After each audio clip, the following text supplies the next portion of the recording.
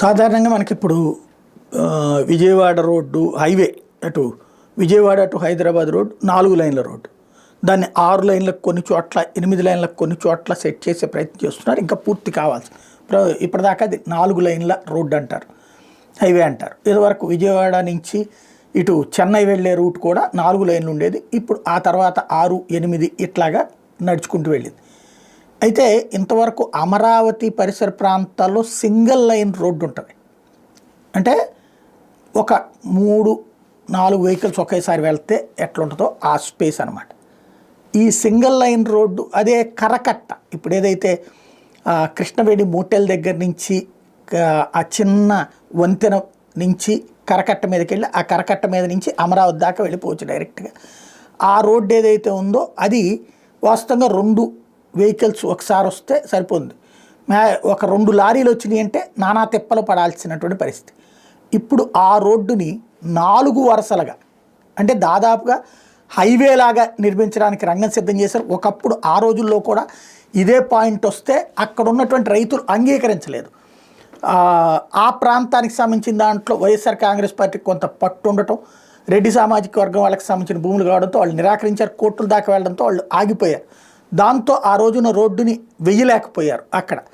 ఇప్పుడు ఆ రోడ్డు వేయడానికంటే ఇప్పుడైతే రైతులు కూడా ఒప్పుకుంటున్నారు. టోటల్గా అమరావతిలో కృష్ణా కరకట్ట రహదారిని తొలి దశలో ప్రకాశం బ్యారేజ్ 7.2 కిలోమీటర్ల దూరం 4 వరుసలుగా నిర్మిస్తారట. కరకట్టకి 2 పక్కల రిటైనింగ్ వాల్ కూడా నిర్మిస్తారట. అంటే ఈ వరదలు వచ్చినప్పుడు దెబ్బతినకుండా ఇప్పుడు కృష్ణానదిలో కృష్ణానక ఆ ప్రాంతంలో మొన్న ఎట్లయితే కట్టారో జగన్ టైంలో అదే టైపులో ఇక్కడ రిటైనింగ్ వాల్ కూడా కడతారు. అంటే వరదలు పెద్ద ఎత్తున వచ్చినా కూడా మొన్నటిసారి ఇదైంది కదా, అక్కడ మంతెన సత్యనారాయణరాజు ఆశ్రమం అవన్నీ మునిగినాయి కదా, ఈవెన్ చంద్రబాబు గారి ఇంట్లో అవి కూడా నీళ్ళు వెళ్ళినాయి కదా. ఆ నీళ్లు ఇటు ఇంకా రాలేదు, కరకట్ట దాటి యువతల పక్కకి రాలేదు. అసలు భవిష్యత్తులో కూడా రాకుండా అక్కడ వేస్తారట, దానికి వాల్ కూడా నిర్మిస్తారట.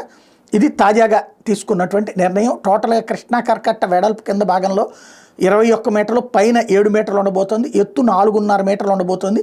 కృష్ణానదికి భవిష్యత్తులో ఎప్పుడైనా 15 లక్షల క్యూసెక్కుల వరద వచ్చినా కూడా కరకట్టను 8 మీటర్లు ఎత్తు పెంచాలన్నది ప్రతిపాదన. ఇప్పుడున్న కరకట్టను మరో 3.5 మీటర్లు ఎత్తు పెంచి పై వరకు 21 మీటర్లు వెడల్పు చేసి 2 వైపులా రిటైనింగ్ వాల్స్ నిర్మించి 4 వరుసల రోడ్డు వేసేందుకు 7.2 మీటర్లకి 1300 కోట్లు ఖర్చు అవుతుందని అంచనా వేశారు. కృష్ణానది వైపు రిటైనింగ్ వాల్ నిర్మించే ప్రతిపాదనకి జనవల్ శాఖ మొదట విముఖత వ్యక్తం చేసిన అక్కడున్న పరిస్థితుల దృష్ట్యా అదే మెరుగైన విధానం అన్న నిర్ణయానికి వచ్చారు అన్నటువంటి విషయాన్ని హైలైట్ చేశారు. ఇక్కడే అసలు సమస్య ఉంటుంది.